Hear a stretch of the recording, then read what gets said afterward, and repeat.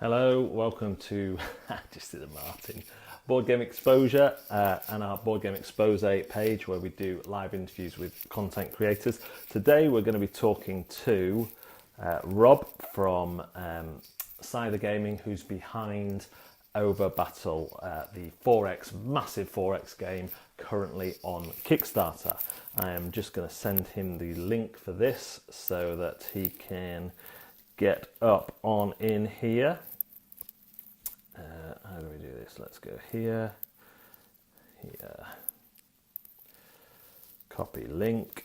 So some exciting things happening this week. We have Terraforming Mars expansion has already launched on Kickstarter, and the big surprise for me was the player boards that they've done as a promo for this campaign.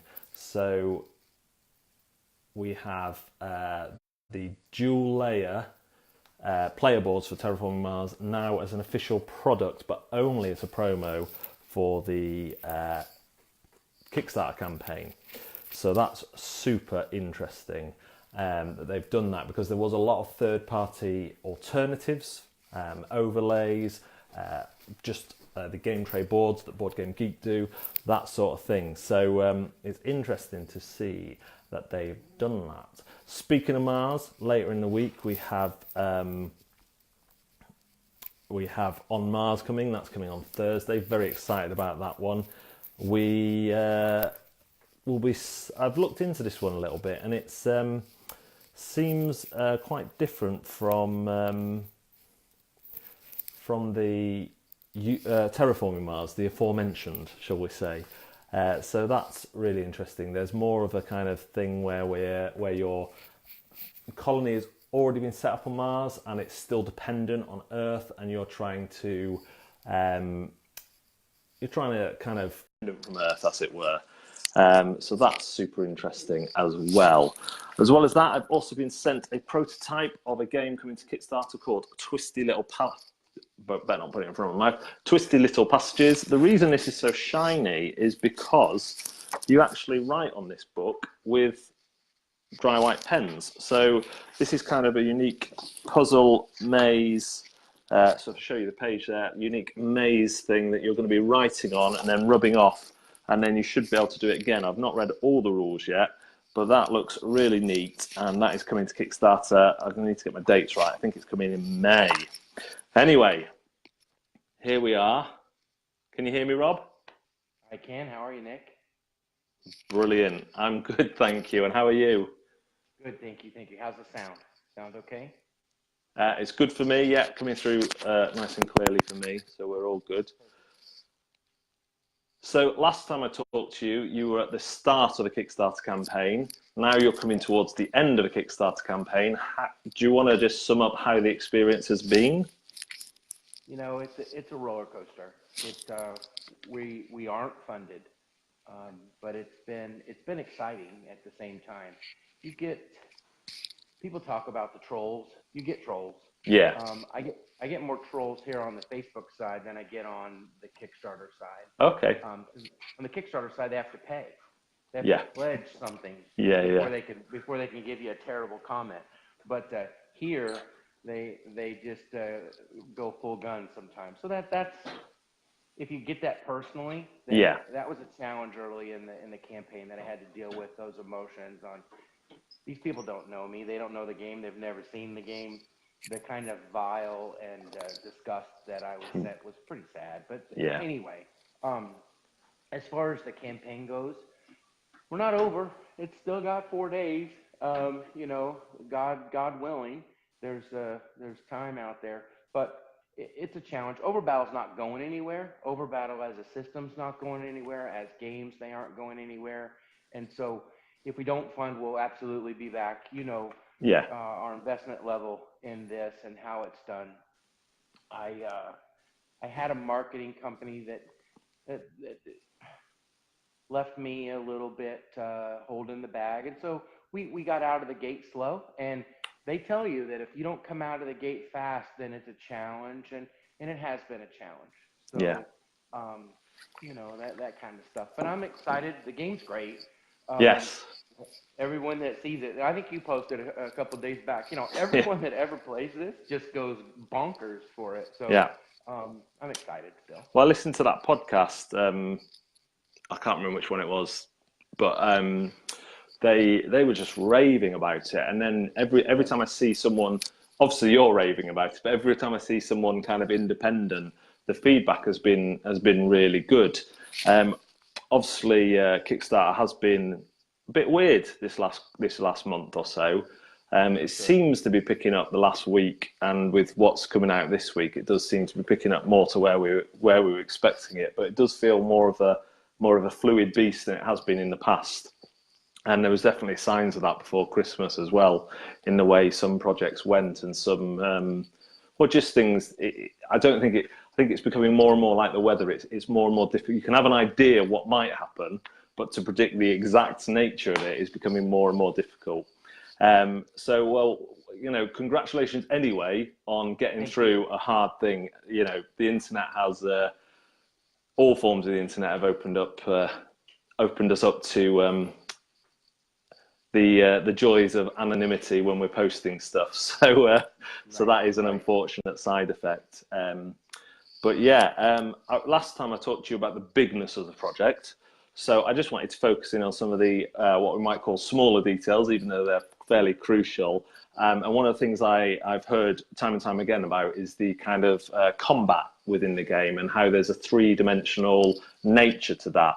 Now, the closest I've seen to this is in I think it's down Battlestar Galactica take on X-Wing, where you can actually play an advanced mode where your ships can go up and down on their stands, but that's all still within space. There's nothing space to planet there. So do you want to talk us through your combat system there? Sure. So I've set up a couple of different combat scenarios, and if you'd like, we can move the camera after an initial, and we can dive into that stuff. And I think it's a great segue too, because we talked about how big OverBattle is at 6 feet and 1,000 plus pieces, and now we look at the microcosm and come all the way down to one single fighter or one single mech on the board, and how does that interact? And so what we have, and I think the podcast you might have been referring to was the Brawling Brothers. I think it was, yeah. Yeah, and I appreciate those guys a lot. I was shocked that they played it 4 whole times. So they got 16 hours, right? They have 16 to 20 hours invested in the game to come away with that. I couldn't ask for anything better. Yeah. So we take combat and we borrow from Axis and Allies a little bit in terms of the initial combat mechanic. So you're going to be able to line units up across from one another based on their strengths and weaknesses. Okay. So certain items are going to have stronger attack values, and they're going to have weaker defense values. Yeah, so sure. A bomber is devastating when it's coming in on a bombing run. But you catch it in defense, it doesn't have a whole lot of defensive capabilities. And so we translate that directly into the game. Okay. An infantryman, a soldier of sorts. A soldier shooting lasers or bullets, right? It doesn't matter whether it's a space game or a World War I game. Shooting's probably not as effective as defending, where he can get down and hide and wait on you to come by and then take a shot. So we translate that directly into the game. Different units are going to have those different strengths. And so we have 16 different units, 15 different pieces. There is a shield that shields a planet, shields a moon, and we have shield markers in the game, little blue stackable non-slip chips. Okay. And 2 of those represent a shield. So there's 16 units, but there's 15 physical pieces that we have, and they all play the same. So regardless of which race you learn, those 15 units are the same. Okay. And now inside of those units, most of the fleet all moves the same. Most of the ground units all move the same. And so it's not a roll and go. It has all of its movement capacity baked into the pieces. Okay. If you're a battleship, you can move 3. If you're a destroyer, you can move 3.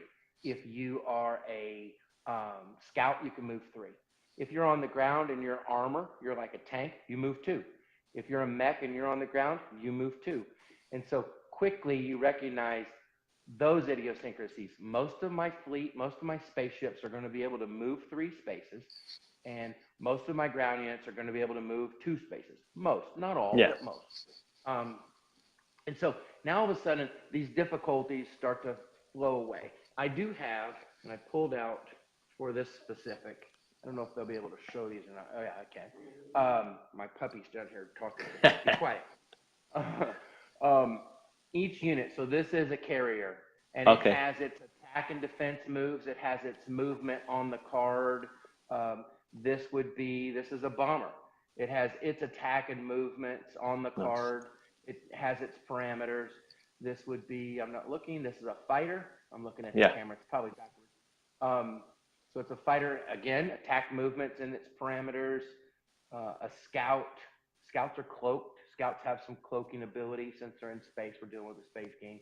And a battleship. And so it tells you where they're built.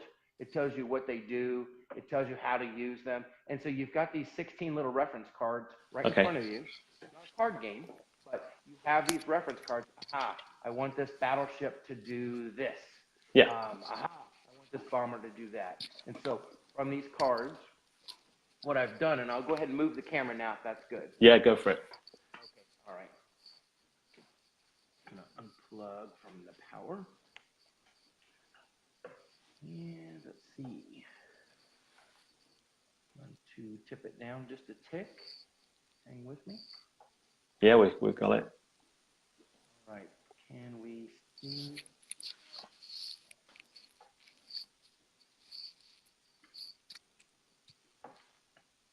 Try to keep it from falling over on us. I can hold it here. Okay. All right. So what we have is we have the exact same items spread out. This is a battle board. And this battle board has a grid on it. I'll come over to the top. It has 2s, 3s, 4s, all the way down to 12s. Yeah. And so and they line across from one another. 4, 4, 5, 5, 6, 6, 7, 7, 8, 8. This is a very standard application of a battle board in the wargame world. Okay. So if you're an Axis and Allies player, you absolutely, all 20 million of you, absolutely recognize how this battle board layout works. Okay. We have a carrier. Yeah. And a shield marker. We have a scout. We have 2 fighters. Okay. We have a bomber down here, and we have a battleship. And this is on the attacker side. Okay. Same thing on the defender side. Battleship, 2 fighters, a carrier and a scout, and a bomber. However, you'll notice that this bomber way down here on the 2 is on the defense line. Yeah. This bomber way up here on attack is on an 8. And so that's how we start to translate linearly the logical scenario of how a carrier defends better than a carrier attacks. Okay. A bomber defends worse than a bomber attacks. Right, I see. Defend better, defend worse. Attack better, attack worse. Everything has an equal and opposite. For every action, there's an equal and opposite logical reaction throughout the game. Yeah. And so we have a series of the exact same units lined up on both sides of the combat, but you notice they're in different places. These 2 guys up here on an 8, on defense, that's the only guy on an 8. These 2 guys on 6s, these are fighters, they're equal on both sides of the board. Okay. 6 and a 6. So attack or defense, that doesn't change. Here we have a scout and a carrier at a 4. We have a scout at a 4. Scouts don't change, but the carriers did, and the bombers did. And so you're going to roll the dice. Everyone fires at the same time. Yeah. Now, you're going to roll your dice as the attacker first, and then I'll roll my dice as the defender. But my missiles shot off at the same time your missiles shot at me. So just because you get become a casualty doesn't mean you're out, right? you still get a return fire. And so we would roll, in this case, we'd roll dice for both of these units. If we took a hit, usually the defender is going to choose what they want to take back as a casualty. We have a casualty line, that red line right there. The casualty line, you're going to be able to back the unit directly behind the score that it's going to roll in defense. And so you can keep track of exactly where we were prior to getting hit. And again, this is a very typical Axis and Allies application of a battle mechanism. Ours is a little tweak, but it is very, very typical for them. We'd fire these 2 6s. Let's say we take a hit, we take down a shield. Let's say we take another hit, we take down another shield, because the defender's going to choose which units he takes the fire on. This 4 misses, this 2 fires, and it misses. Then we return fire from the defensive side. As these guys get injured, they come back a line. As these guys get shot, because they've already fired, they just come off the board entirely. And so they would come out, they've already fired, they've been hit, they're out, and we retire them off the board. We retire these guys off the board, and maybe that's all that's left. These 2 units against this unit. And so that's a very linear combat in space. Now I'm going to move over to CASy. CASy is our multi-dimensional 3-tiered battle board that you hear about. Okay. All right. So let me move over here. Let me try to get the camera position so we can see CASy. All right. I'm going to come around. Make sure you can see CASy there. So, combat assault system. The combat assault system, we shorten and call it CASy. All right, you can see all 3 layers? Yes. Yeah. Okay. So here, Nick, we have, again, the exact same units. I have infantry units, these little infantry units. Attacking on the attacker side of the board. The CASy is labeled attacker, defender, attacker, and defender. So you should be able to see that. And it looks exactly like the combat board, right? And so in the game, I posted some pictures on Expose this morning, and I posted some pictures out last night. The CASy sits right on top of the battle board that you just saw. So you have all 3 tiers. You've got the baseline, the bottom, you've got the middle, and you've got the top. So we've got infantry on both sides of the board. Again, we have a bomber on both sides of the board. This bomber on defense is a 2, just like it was on the flat board. This bomber on defense here is an 8, just like it was on the flat board. And then we have fighters across from one another, just like they were on the flat board, and we have a couple of mechs, okay? This is a Lazy Susan, so if I need to move it, just let me know. In real world, if a bomber comes across and attacks a guy in a game, everything's flat. If you're building a railroad across America, you're a tycoon, right? You're building your railroad flat because you're playing a board game. If you're putting out your wheat and your stones and whatever, you're building a board game. So you're playing very, very flat. In war games, everything occurs very, very flat because it's a board game. Well, we thought about it. Not only are we in space where we have there is no up, there is no down, it's just space. When you're on a planet, you've got atmosphere, you've got holes in the ground, you have buildings. And so what we've done is, instead of this dynamic, wouldn't it make more sense that a fighter would come up and attack from a high plane? Would it make more sense that a guy would go down and dig in down here into an area of higher protection? And so that's exactly what we've done.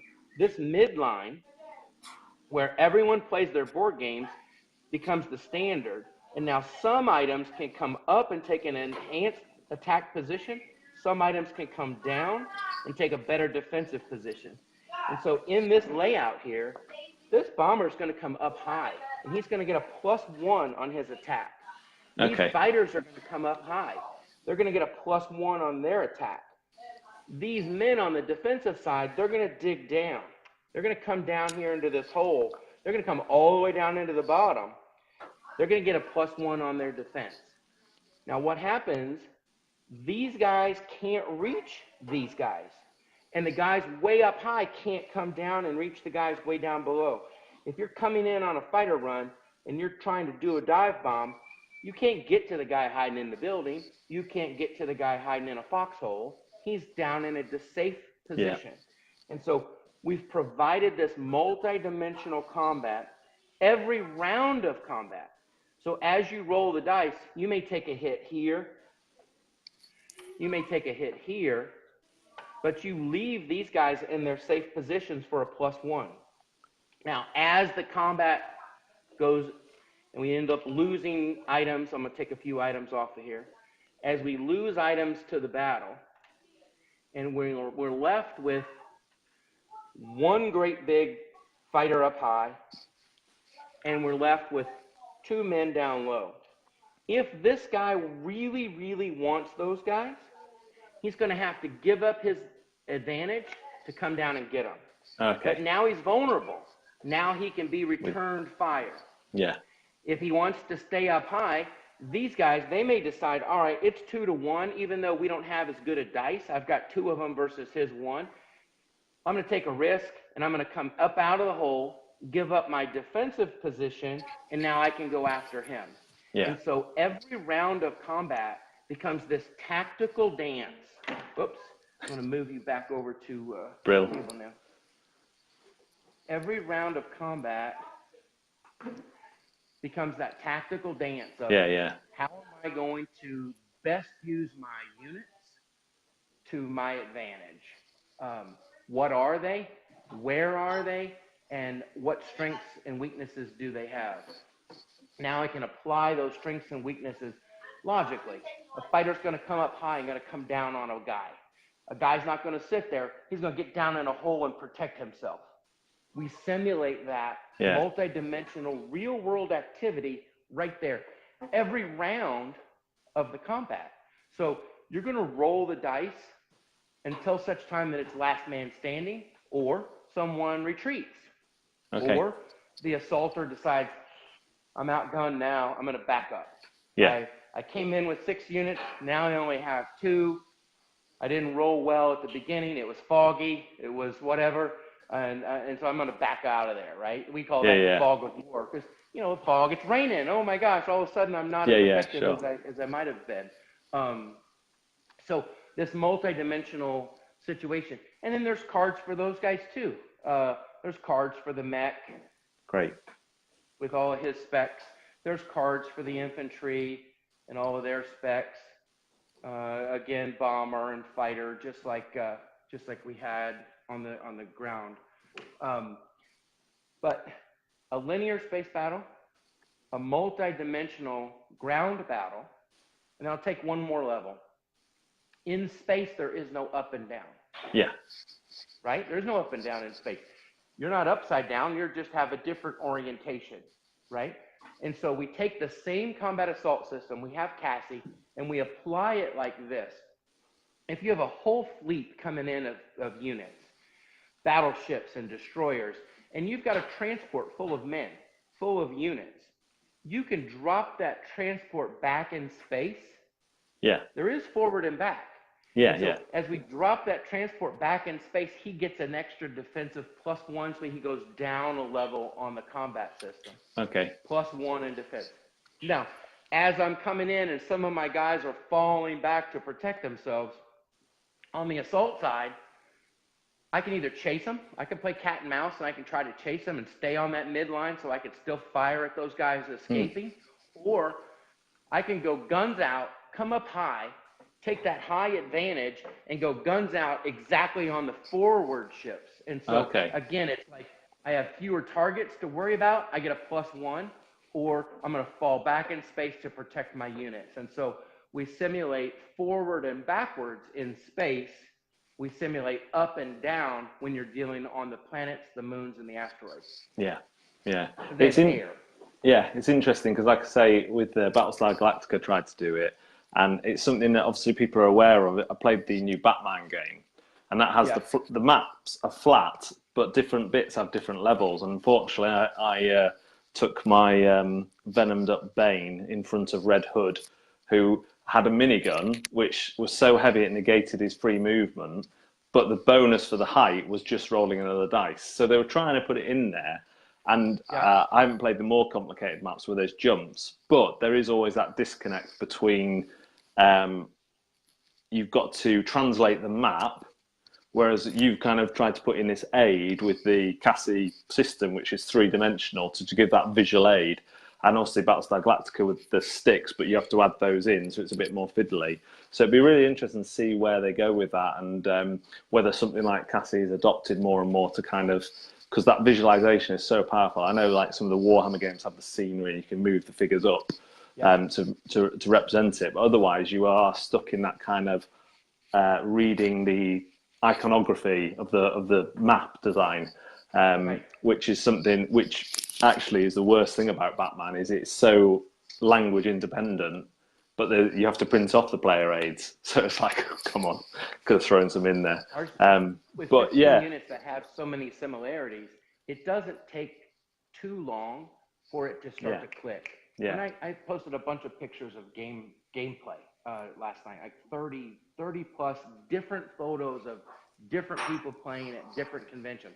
Every one of them will tell you, I told them, my input's going to be way up here at the beginning, then it's going to be down here in about an hour, and in an hour and a half, I get to sit back and watch you guys, because the light bulb will go off. Sure. And you'll go, oh, I get it. I see how this works. And now I can take advantage of the fact that this bomber is real good on assault, but it's really sucky on defense. And so am I going to catch my opponent with his bombers in a weak position, or am I going to allow my opponent to put his bombers in a position where he can come after me in a strong position, and then recognize that I have +1 here? We even have, you can earn admirals and generals. Okay. So an admiral and a general is going to give your ground units a +1, regardless of CASy. Your admirals are going to give your fleet a +1, regardless of CASy. But those are missions that you have to accomplish inside of the game. If I can accomplish this mission, I get this advantage. And if it were a quest and you were the hero, those would be more like your guides. I'm going to try to find a guide. Luke Skywalker had Yoda. Luke Skywalker had Obi-Wan as his guide, right? And so if I can find my guide, he's going to give me an advantage. I want to finish the mission, even though I've got to deal with these battles, even though I'm inside of this war. I got all that stuff going on at one time. Brilliant. It does sound like you've got the base kind of stereotypes you would expect in a fighting game, of having the tank and the ones that can't attack as well, but they can help others in other ways. But you've got opportunities to add that other flavour in with your upgrades and how you pursue those. But interestingly, they seem like they're you have to do it at work to get those. So there's some customization, and you choose which quests to go and do, I assume. And absolutely, as you said, you've got your tanks and your mechs. Mechs are too big to go up high. Mechs are too big to dig into a hole. So a mech is always going to be on the midline. Okay. They're always going to take fire from both sides. They're going to take fire from someone who went up high. They're going to take fire from someone who's down low. And so certain units can't move. A battleship can't go up high, can't go down low. It's a big, massive battleship. And so those units are always in the middle. They have no option of going up and down. And so you manage that as well. This CASy, because this is a space game, right? The old one. She's black. She's very black, just to represent the black of space, right? Now, licensable, like you said, hey, maybe other people use the CASy system. I'll absolutely license CASy. Trademarked, folks. Not just copyrighted, trademarked. If I took this same CASy and this was brick on the outside, all of a sudden it's a high castle, right? If I took the same CASy and this was a mossy green, all of a sudden it's a hill. It's at the top of the hill. And so we can apply situationally to the game how CASy looks for that in-depth of experience. Tweak that visually to give you a little bit more of that buy-in. Like you said with Batman, some of it's up here. Yeah. Right? I got to think about those pieces. Here, I just want to make it visual. I want to show you everything. And so it becomes that immersive. That's the magic of OverBattle. That's how we get that experience. They did do a really nice thing because line of sight is obviously quite important in some of the maps, where they've put some letters around some of the dots that you draw the lines between. So if you're stood on one that says A, B, and C, that touches every other A, B, and C. So all the tricky situations, if you're used to doing it, that was quite nice. But my son's just bringing me some chocolate because he's a good son. Thanks. No, my dog will not bring me chocolate. Dogs can't eat chocolate, but he certainly would try to eat it on the way. Yeah. Well, my two rats, when you said about the trademarking, their ears pricked up and they got quite active. So whether they're going to make an approach, they'd pay you in shredded paper. That's the only problem. So that's great. I mean, already from talking to you, my mind goes pew, and I think of loads of like, you know, a one versus many game with CASy, where the one is the sniper on a hill or multiple hills. You're trying to flush them out with your units and stuff like that. So it does seem like it could be very, very expandable. Well, listen, you've got until Friday. People have got until Friday to check out the campaign. But I think, Rob, from just conversing with you and chatting to you behind the scenes on Facebook Messenger and email, I think it's always a shame for me when the first project doesn't fund, obviously, especially with someone who's so passionate. I've just been writing up the BGE newsletter and just talking about that whole pre-marketing and how important that is and how you want most people to be expectant for the game rather than just discovering it on Kickstarter. And I think you've really got that drive. And I think if you do have to relaunch, that's gonna stand you instead well. And obviously, we all know about it now, and hopefully you'll get to those Access and Allo people who are going to see something like this and not just go like that, because I've never seen the battle line before, but who say, oh, that's familiar, and that's going somewhere exciting.